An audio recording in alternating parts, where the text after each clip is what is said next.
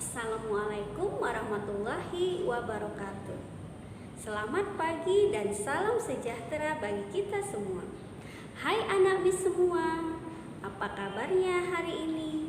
Mudah-mudahan kita semua dalam keadaan sehat ya. Tetap semangat, tetap jaga kesehatan.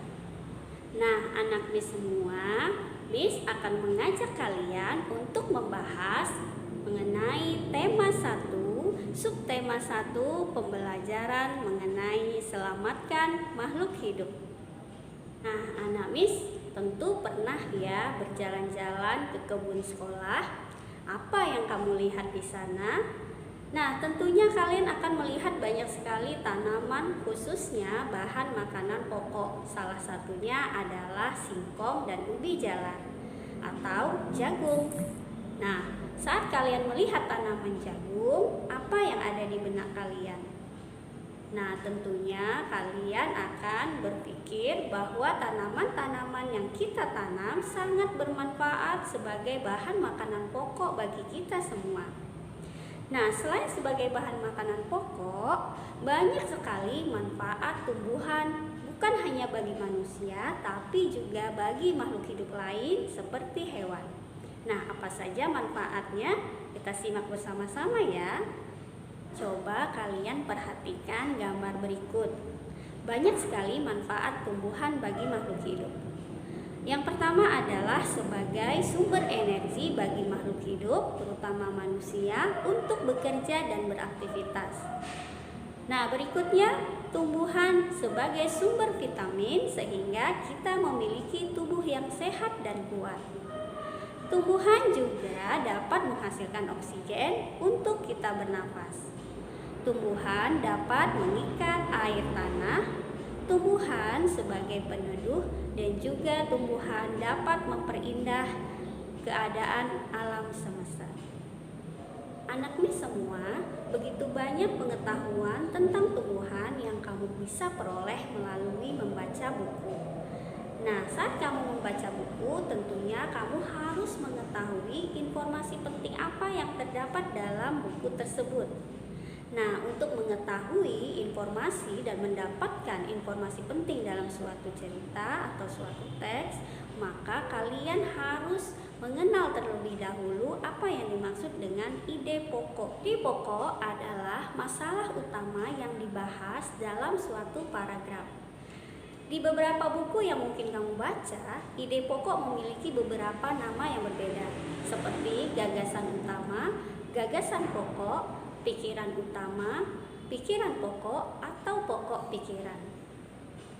Sekarang, jika kalian sudah mengenal apa yang dimaksud dengan ide pokok dan nama lain dari ide pokok, sekarang kita belajar bagaimana cara menentukan ide pokok dalam suatu paragraf. Nah, cara pertama untuk menentukan ide pokok adalah dengan menemukan kalimat utama dari suatu paragraf dan kalimat utama itu langsung dijadikan sebagai ide pokok. Bacalah contoh paragraf berikut ini.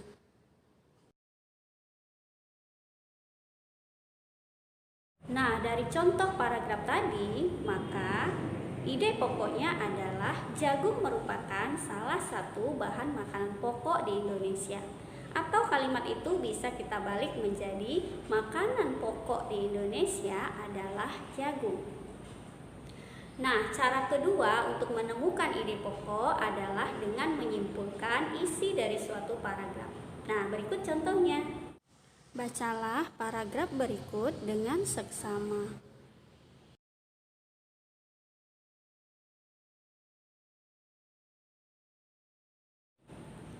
Dari paragraf tersebut, maka dapat disimpulkan isi paragrafnya adalah pembiakan tanaman jagung dimulai dengan menanam biji. Nah, bagaimana anak-anak? Mudah kan menentukan ide pokok?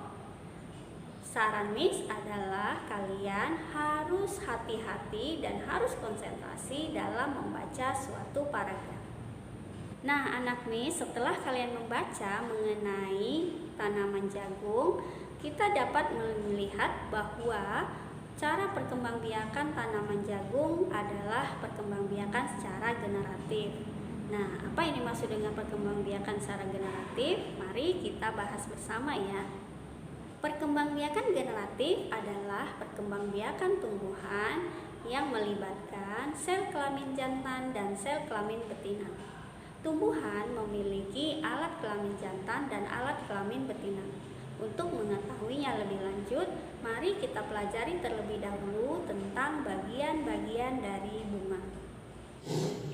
Bunga merupakan bagian yang terpenting dari suatu tanaman.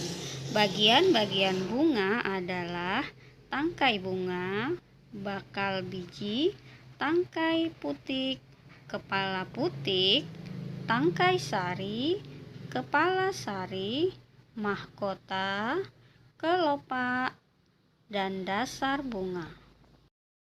Perkembangbiakan generatif pada tumbuhan dimulai dengan adanya peristiwa penyerbukan. Nah, apa itu peristiwa penyerbukan? Peristiwa penyerbukan adalah proses jatuhnya serbuk sari di atas kepala putik. Nah, penyerbukan ini memiliki beberapa macam.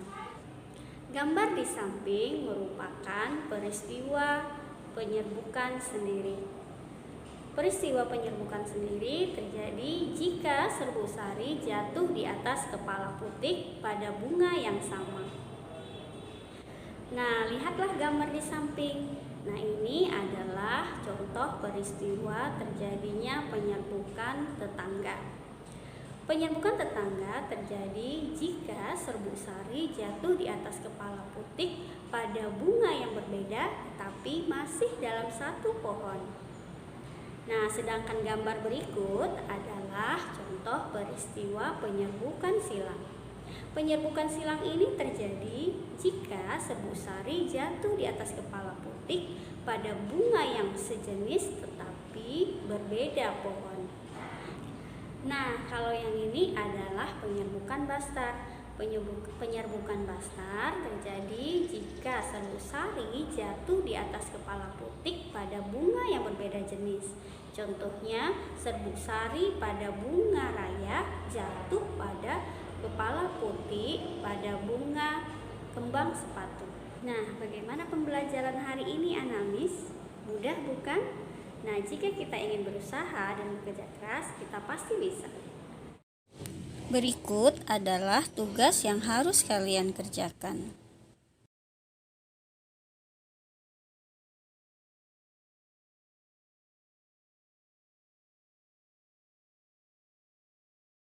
Halo Miss, saya akan menjelaskan tentang penyerbukan. Yang pertama adalah penyerbukan sendiri. Penyerbukan sendiri adalah proses penyerbukan yang berpindahnya serbuk sari dari kepala sari ke kepala putik yang secara khusus terjadi pada bunga yang sama atau antar bunga berbeda dalam satu tanaman. Yang kedua adalah penyerbukan tetangga, yang artinya serbuk sari jatuh ke kepala putik pada bunga lain, tapi bunga itu masih terletak pada tumbuhan itu sendiri. Yang ketiga itu penyerbukan silang. Penyerbukan yang serbuk sarinya berasal dari bunga lain pada tumbuhan lainnya yang masih dalam jenis yang sama. Yang keempat adalah penyerbukan bastar, yang serbuk sarinya berasal dari bunga lain pada tumbuhan lainnya yang berbeda jenis atau setidaknya